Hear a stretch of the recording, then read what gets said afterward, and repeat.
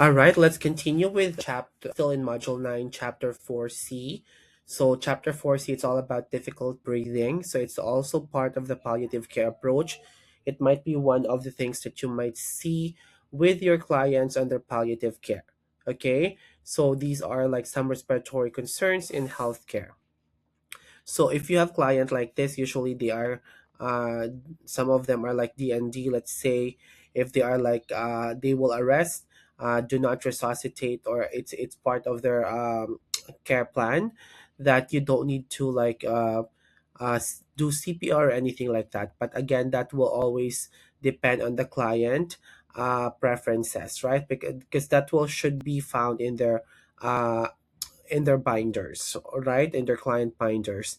You will see that in the care plan that if the client will get arrest, if the client will arrest DND or do not resuscitate, or you can actually see that on the big DND on the in front of the binder. The key definition for this one, we talk about dyspnea.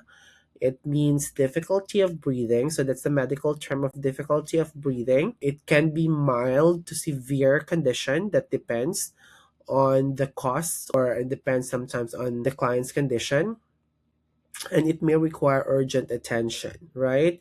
So again, one thing for sure, you just need to make your client comfortable. Maybe if their position is not like comfortable, dyspnea might happen. So just like reposition them. Also like put them on a high Fowler position, making sure that everything is well ventilated. AC, if there's an AC is on, or the door is, or the window is open if the weather outside permitted, right? So those are some things that you need to remember in terms of respiratory arrest. What are the main reasons why there are difficulty of breathing? So maybe the client has history of COPD, like an example of lung disease, because due to like a severe smoking from the past, COPD is one of the causes, or one of the reasons why client has difficulty of breathing. Also, next is asthma. Asthma is also one of the reasons or causes of difficulty of breathing. So if client have some puffers, you need to give them if you're allowed to. If not, you need to report immediately to your supervisor, so that the nurse will give the asthma medication. Like usually, like it's a puffer, like a oral, right? Clients also have some heart conditions. If the client has issues with their heart or anything like that, so that can also be one of the causes of difficult breathing. Infection like pneumonia, like if the client has infection, or sometimes too, even if clogged nose, right? Even like a simple flu or cold, it can also lead to sometimes difficulty of breathing. Plus, if the client has existing asthma, right? So that will mix up. And also anxiety. If you're having some anxiety disorder or panic attacks, those are some causes of difficulty of breathing too. Those are some physical symptoms of anxiety. Like me personally, if I have if my anxiety will trigger me, sometimes I feel like I'm having difficulty of breathing, or like having panic attacks, right? So those are some of the causes of many causes of difficult of breathing. So, what are the signs and symptoms of difficulty of breathing? Of course, shortness of breath. It's very self explanatory, like you're catching your breath because of the shortness. Rapid breathing, because of course you are trying to reach or catch your breath. And of course, your chest tightness. It feels like something is blocking on your chest, right? Cyanosis, worst case scenario, like there's no oxygen in the blood, losing the oxygen in the blood, and that will be more serious. And you're using more accessory muscles, like the muscles on your neck area, like clavicle area, it's moving fast. So that's accessory muscles, or even your stomach, right? So those are some of the signs and symptoms of dyspnea, which is the difficulty of breathing. So what are the effects on the client's body if there is like a dyspnea? So of course there might be a reduction of oxygen in the body.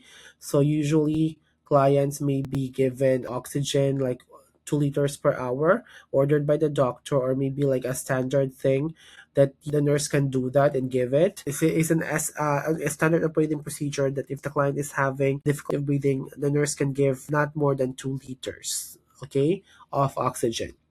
Of course, if the client is tired and fatigued, because maybe like the client had some walking exercises or anything like that, or the client exercised, even the fact that they're under palliative care, so that might lead them to tiredness. Because remember, for palliative care client, they are loss of energy, they are weaker compared to the usual, and that might get tired easily, and they don't have the appetite to eat. So that's why there is not enough nutrients that give them the energy.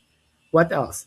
Next is anxiety. As what, of course, if you have difficulty of breathing, you might get anxious more because you think you might gonna die or something might gonna happen, anything like that. And also decrease the tolerance of difficulty of breathing. So that might be an effect also on your body. So your roles, again, it's always important to know your roles in terms of dyspnea. So you need to observe the client's breathing, report immediately to your supervisor, ring the bell if you see the client is having some issues of breathing, assist in the positioning as what I've told you, position the client in a semi-fowler or high fowler position, like on the sitting position, raise the bed head, raise the headboard up or the bed up, like, and then provide make sure to comfort, give them like a calming exercises like inhale exhale as if possible, and that will be your role, right? Make sure to document it as well as after on a timely documentation. So these are the positioning for breathing as what I've told you: high fowler's position, or like in a sitting position. Use pillow put under the back or under the neck. Make sure you don't let the client flat on bed because that might trigger the difficulty of breathing. And make sure you promote lung expansion by inhaling, exhaling, right? Or if they have like the machine that they can breathe inside, I forgot the term, but yeah, you can use that. Okay, so those are some of the things on how you promote clients' breathing. So, of course, breathing exercises as well. So in terms of oxygen therapy, it's always the nurse's responsibility to do this. So give the order. If there's an order from the doctor, give only what's ordered by the doctor. Monitor the equipment, make sure everything is functional. There's no leakage or anything like that. And make sure do not adjust the oxygen independent for PSWs, because it's always the nurse task to adjust or calibrate the given order. And make sure you just observe the client's condition and report immediately to your nurse if you see any changes, improvement, or get worsened, right? Make sure the position is proper too. When you are promoting comfort, make sure it is always a calm environment. Close the door behind you.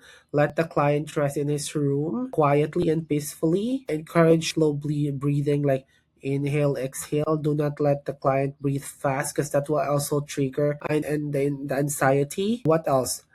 Make sure to let them calm down, and if they have music or TV, play like a mellow music or a calming music or relaxing music, because that will help them relax their mood. Okay, and make sure if you are not have nothing to do, as much as possible stay with your client for observation. So for your safety considerations, make sure watch for if the symptoms are getting worse. Of course, for chest pain, make sure you ask the client if they're having some chest pain.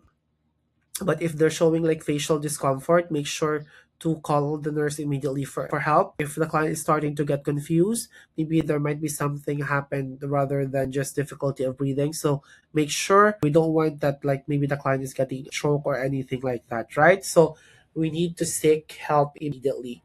Okay, seek help immediately. Next, for infection control, again, make sure to use hand hygiene, use PPE, prevent infection, the spread of infection. Make sure to use proper PPE if other clients have communicable diseases. So make sure you need to sanitize your hand all the time and dispose garbages properly and do the proper disposal. So documentation, as what I've told you, you need to record your observation about the client's difficulty of breathing, note if there's any changes of the client's condition, and report promptly to your supervisor. What else? It's always good that there's an early recognition of the dyspnea, because so that you can actually attend, or maybe the nurse can actually help the client as soon as possible, and you Follow, make sure the care plan, what's in the care plan. If the client is having dyspnea or difficulty of breathing, what are the first thing to do? Usually it's in the care plan if the client is expected to have difficulty of breathing, right? And make sure you work together as a team to have the continuity of care, and make sure as a worker you stay calm, right?